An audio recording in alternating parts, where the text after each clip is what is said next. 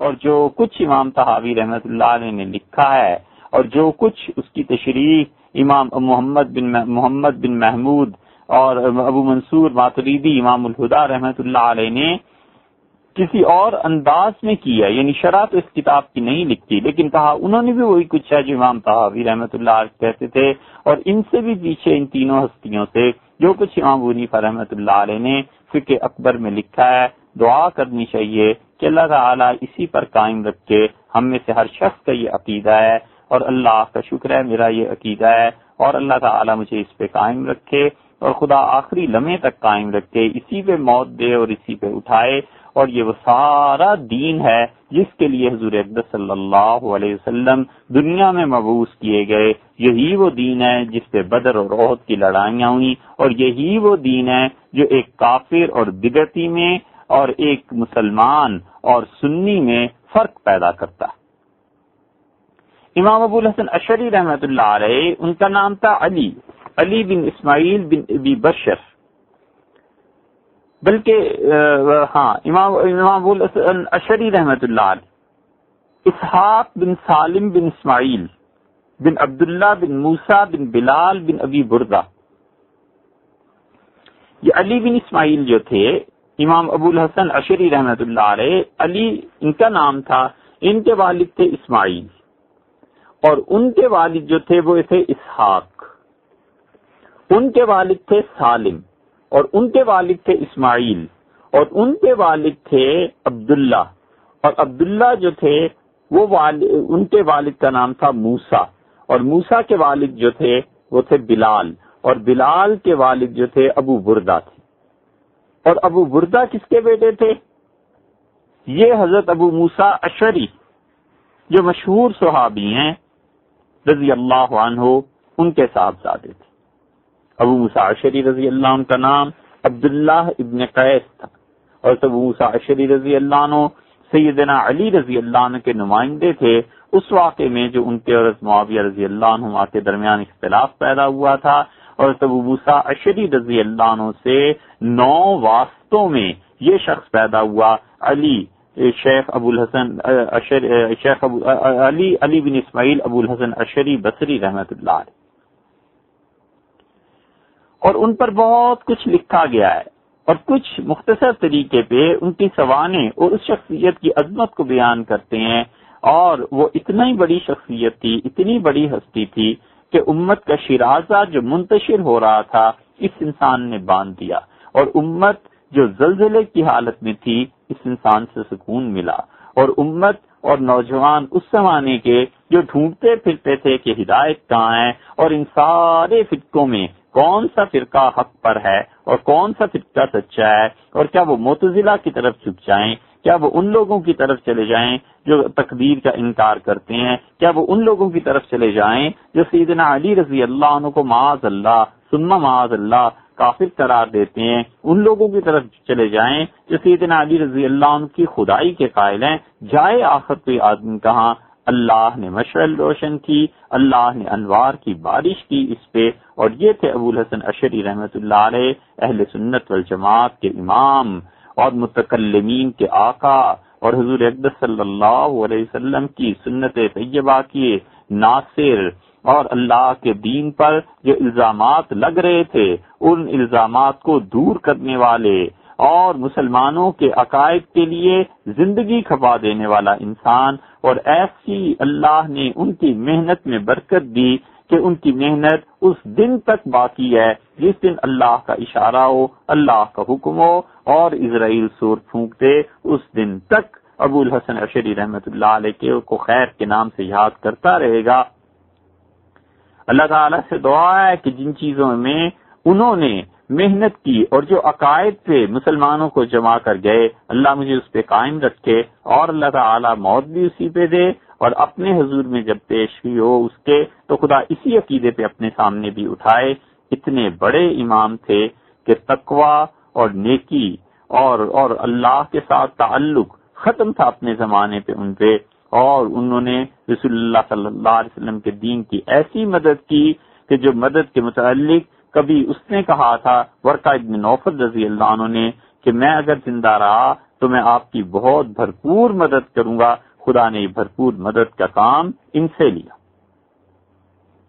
اب جن کا تذکرہ سن چکے ہیں، معتزلہ کے امام اور معتزلہ کے ہاں جو دو بڑی شخصیات اس سے پہلے ذکر کی تھی، ان میں تھے ایک ابو علی جبائی، اور ابو علی جبائی کے یہ سوتیلے بیٹے تھے۔ ان کے والد کا جب انتقال ہوا تو ان کی والدہ صاحبہ کا نکاح ابو علی جبائی سے ہو گیا تھا، اور ابو علی جبائی معتزلہ کے امام تھے۔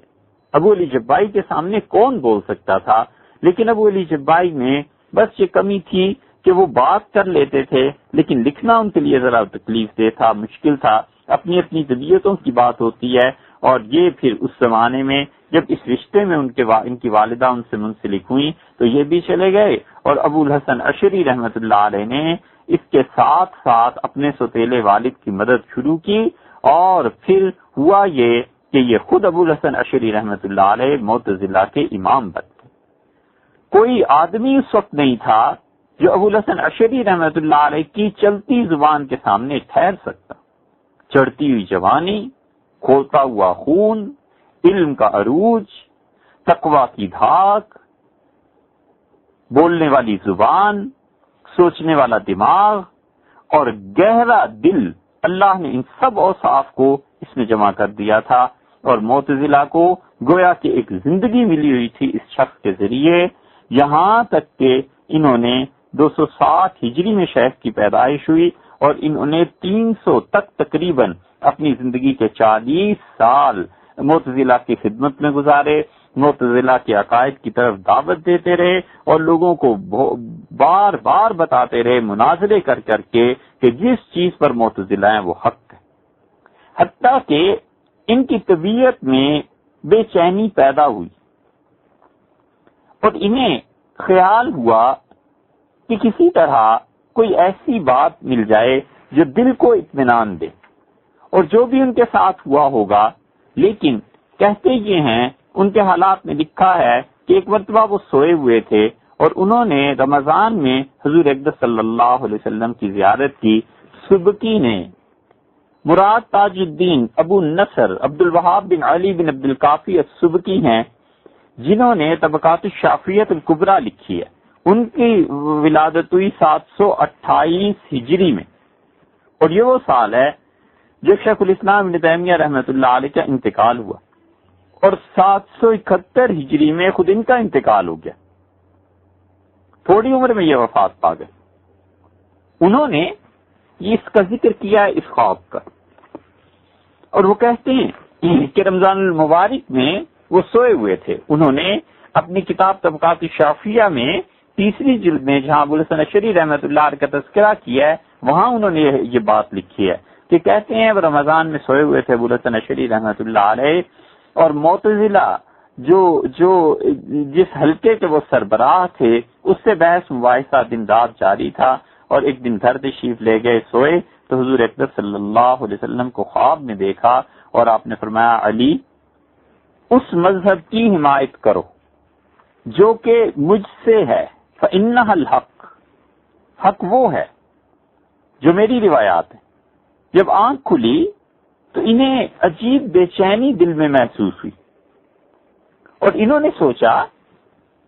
کہ میں اپنے زمانے میں جو دین کا کام کر رہا ہوں اور لوگوں کو ایک فکر کی طرف دعوت دے رہا ہوں، اور میں بتاتا ہوں کہ اپنی عقل کو استعمال کرو، اور شریعت نے جو کچھ کہا ہے اپنی عقل سے سوچ سمجھ کے کام کیا کرو، تو یہ کیا بات ہے کہ رسول اللہ صلی اللہ علیہ وسلم کو میں نے دیکھا ہے اور فرماتے ہیں کہ انصر المذاہب المرویۃ عنی فإنها الحق، ان مذاہب کی نصرت کر، ان کی مدد کرو، ان لوگوں کی جو روایات مجھ سے ہیں اور وہ لوگ سچے ہیں۔ پہلا اشرا گزر گیا، لیکن دل میں بے چینی شروع ہو گئی، اور جب دوسرا اشرا آیا تو پھر انہیں حضور اقدس صلی اللہ علیہ وسلم کی زیارت ہوئی، اور ارشاد فرمایا کہ ما فعلت فیما امرتک بہ، جو ہم نے تمہیں کہا تھا اس کام کا کیا بنا؟ تو یہ کہتے تھے میں نے رسول اللہ صلی اللہ علیہ وسلم سے عرض کیا کہ اللہ کے رسول، جتنی روایات احادیث مجھ تک پہنچی ہیں میں انہی پہ تو کام کر رہا ہوں، جو آپ کے فرمانے کا مقصد ہے میں انہی مقاصد کی تکمیل میں تو لگا ہوا ہوں. تو رسول اللہ صلی اللہ علیہ وسلم نے وہی پچھلی مرتبہ والا جملہ دہرایا اور فرمایا کہ انصر المذاہب المرویۃ عنی فانها الحق. ان مسالک اور ان طریقوں کی مدد کرو جو مجھ سے روایات پہنچی ہیں اور وہ لوگ سچے ہیں، وہ حق ہے. لیکن اس مرتبہ ان کا اٹھنا یہ شدید دکھ کے ساتھ تھا، اور انہوں نے ایک کام تو یہ کیا کہ گفتگو چھوڑ دی اور گہری خاموشی اور سوچ میں غرق ہو گئے، اور انہوں نے سوچا 40 برس تک جس شخص نے ایک مسلک کی دعوت دی ہو اور 40 برس تک لوگوں کو جس طرف عقیدے میں بلایا ہو، آخر اس میں کیا ایسی چیز ہے کہ نبی کریم صلی اللہ علیہ وسلم خواب میں تشریف لاتے ہیں اور مجھے آگاہ کرتے ہیں. اور پھر اس کے بعد انہوں نے ایک کام یہ کر لیا کہ قرآن کریم کی تلاوت کثرت سے کرتے رہے اور حدیث میں جو چیزیں آئی تھیں اس کی پیروی اور زیادہ شدت سے شروع کر دی. اور پھر جب 27ویں کی شب آئی تیسرے عشرے میں، تو عادت یہ تھی اور دستور یہ تھا کہ لوگ اس ساری رات کو گزارتے تھے، خدا کی عبادت کرتے تھے. اس رات کو یہ بھی عبادت کر رہے تھے اور انہیں اتنی شدید نیند طاری ہوئی کہ سو گئے. اور حضور اقدس صلی اللہ علیہ وسلم کی تیسری مرتبہ زیارت ہوئی اور ارشاد فرمایا انہوں نے ما صنعت فیما امرتک بہ، وہ جو ہم نے تمہیں کام کہا تھا اس کا کیا بنا؟ تو انہوں نے عرض کیا کہ اللہ کے رسول میں نے لوگوں سے بولنا ہی چھوڑ دیا ہے، جب سے یہ باتیں ہوئی ہیں میں بالکل خاموش ہو گیا ہوں اور میں نے خدا کی کتاب کی تلاوت شروع کر دی ہے اور آپ کی سنتوں کی تلاش میں رہتا ہوں، ان کے مطابق زندگی بسر کرنے کا عہد کر لیا ہے. تو رسول اللہ صلی اللہ علیہ وسلم نے فرمایا انا ما امرتک بترک الکلام، میں نے تمہیں یہ تو نہیں کہا تھا کہ لوگوں سے بات کرنا چھوڑ دو، میں نے تو تمہیں کہا تھا کہ وہ مذاہب جو مجھ سے روایات میں ثابت ہوتے ہیں ان لوگوں کی مدد کرو، وہ سچے ہیں. تو کہتے ہیں 27ویں کی شب میں نے حضور اقدس صلی اللہ علیہ وسلم کو خواب میں ہی پوچھا، میں نے کہا اللہ کے رسول میں آپ سے یہ عرض کرتا ہوں کہ کیف ادعى مذهبا تصورت مسائله وعرفت دلائله منذ 30 سنة للرؤيا. میں تو آپ کو خواب میں دیکھ رہا ہوں، 30 برس ہو گئے، یعنی میں 10 برس کا جب بچہ تھا اس وقت سے لے کے اب تک 30 سال جس مسلک کی طرف دعوت دیتا رہا ہوں اور معتزلہ کے عقائد کو جو پھیلاتا رہا ہوں، آج محض آپ کو خواب میں دیکھنے کی وجہ سے میں ان ساری چیزوں کو کیسے چھوڑ دوں؟ تو رسول اللہ صلی اللہ علیہ وسلم نے فرمایا مجھے اگر یہ علم نہ ہوتا کہ اللہ تعالیٰ تمہاری مدد کرے گا تو میں تمہیں تمہاری اس خواب کی ملاقات میں ہی ایک ایک وجہ بتاتا کہ تم کس گمراہی میں ہو. لیکن مجھے پتا ہے اللہ تمہاری مدد کرے گا، اس لیے جاؤ اور ان کی مدد کرو جو میرے طریقے تھے. تو کہتے ہیں بس جب میں اٹھا تو مجھے بڑا دکھ تھا کہ 27ویں کی شب میں سو کیوں گیا، مگر جب میں نے سوچا تو مجھے خیال ہوا کہ یہ بہت بڑی چیز ہے، رسول اللہ صلی اللہ علیہ وسلم نے میری رہنمائی فرمائی ہے. اور پھر میں نے احادیث کو پھر پڑھنا شروع کیا، یہاں تک کہ قیامت میں اللہ تعالی کی رویت، اللہ کو دیکھنا جو مذہب کا معتزلہ کے مذہب کا بنیادی مسئلہ تھا، اس کی احادیث کو جب میں نے دوبارہ پڑھا تو میں قائل ہو گیا کہ واقعی قیامت میں حق تعالی شانہ کی زیارت ہوگی. اور آج تک جس چیز کو معتزلہ دعوت دیتے رہے ہیں اور کہتے رہے ہیں یہ سب جھوٹ ہے، یہ حدیث کے خلاف. اور پھر میں نے اور پڑھا اور جب میں نے نظر کی کہ میں لوگوں کو ہمیشہ کہتا رہا ہوں کہ نبی کریم صلی اللہ علیہ وسلم کی شفاعت، اہل علم کی شفاعت جو احادیث میں آئی ہے اس کی کوئی اصل نہیں ہے، اللہ نے جس کو بخشنا ہوگا بخش دے گا، کیا ضرورت پڑی ہے اس کو شفاعت کی. اور رسول اللہ صلی اللہ علیہ وسلم کی اور باقی لوگوں کی شفاعت کا عقیدہ خدا کی توحید کی ضد ہے، اس کے برعکس ہے. میں لوگوں کو اس چیز کی طرف دعوت دیتا رہا ہوں، لیکن اب جب پڑھا تو اندازہ ہوا کہ میں بنیادی طور پر غلط تھا اور شفاعت کی احادیث ثابت ہوتی ہیں اور قیامت میں یقیناً رسول اللہ صلی اللہ علیہ وسلم شفاعت کریں گے. اور پھر اس کے بعد انہوں نے لوگوں سے بالکل کچھ عرصے تک کنارہ کشی اختیار کر لی، اور کنارہ کشی اختیار کرنے کے بعد وہ اپنے گھر میں رہے اور پھر انہوں نے کچھ لکھا، اور ایک دن پورا شہر جس شخص کو جانتا تھا اور لوگ خدا کی پناہ مانگتے تھے کہ یہ جوانی، یہ علم اور اس کی طاقت اور زبان، اللہ نے ہر طرح اس سے نوازا ہے، کہیں ہم اس کے فتنے میں نہ بہ جائیں، وہ اٹھے اور آ کر اپنی کتابوں سمیت بغداد کی جامع مسجد میں آ کر ممبر پر بیٹھ گئے کسی بھی نماز کے بعد، اور لوگ سینکڑوں کی تعداد میں جمع تھے، اور انہوں نے کہا کہ لوگوں، تم جانتے ہو کہ ایک عرصے سے میں تمہارے درمیان نہیں آیا، اور اس کی وجہ یہ ہے کہ میں نے اپنے سارے علم کو پھر سوچا، جانچا، پرکھا، اور پھر میں نے اللہ سے دعا کی، اور میں مانگتا رہا کہ خداوندہ جو صحیح چیز ہے مجھے اس کی طرف ہدایت دے۔ شیخ کی یہ بات بتاتی ہے ابو الحسن عشری رحمۃ اللہ علیہ کی کہ انہوں نے خواب پر پورا بھروسہ نہیں کر لیا، بلکہ خواب کے بعد بھی اللہ سے ہدایت مانگتے رہے۔ فاستہدیت اللہ تعالی، میں اللہ تعالی سے دعا کرتا رہا، فہدانی الی اعتقاد ما اودعته فی کتبی ھذا، اور لوگوں پھر اللہ نے مجھے جو کچھ سمجھایا ہے اور جو چیز اللہ تعالی نے میرے دل میں ڈالی ہے یا جو صحیح عقیدہ ہے میں نے ان کتابوں میں لکھ دیا ہے۔ اور دیکھو میں معتزلہ سے ایسے ہی بیزاری کا اظہار کرتا ہوں جس طرح یہ کپڑے اتار کر میں بیزاری کا اظہار کر رہا ہوں، اور انہوں نے کپڑوں کے اوپر جو جبہ پہنا ہوا تھا انہوں نے اسے اتارا اور ایک فال لینے کے لیے انہوں نے لوگوں کی طرف پھینک دیا کہ جس طرح یہ میرے جسم سے الگ ہے اسی طرح ٹھیک معتزلہ کے عقائد اور میں الگ الگ ہو گئے۔ لوگ خوشی کے مارے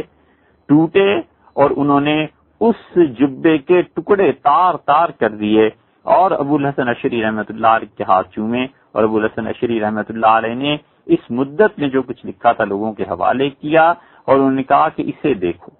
یہ ہے وہ عقیدہ، یہ ہے وہ صحیح چیز، اور جو تم لوگ حق پہ تھے میں نے اسے مرتب کر دیا ہے۔ اور انہوں نے اپنی کتابیں اہل سنت والجماعت کے لیے دیں اور ان کا اسے پڑھو، اور آج کے بعد یہ میرا عقیدہ۔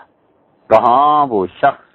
جو معتزلہ کا امام بن گیا، اور کہاں وہ شخص جو بات کرتا تھا اپنے سوتیلے والد کی جگہ پہ، اور جبائی جب لوگوں سے مناظرہ کرنے آتے تھے محدثین سے تو جبائی صاحب قلم لکھتے بھی تھے، اور لیکن جب وہ بولتے تھے تو کبھی کبھی ہچکچاتے تھے اور کہتے تھے اپنی سوتیلے بیٹے سے کہ نبعنی، میری طرف سے محدثین سے بحث کرو، میری طرف سے مناظرہ کرو، اور جو مناظرہ کرتے تھے۔ لیکن اللہ تعالی نے کایا پلٹ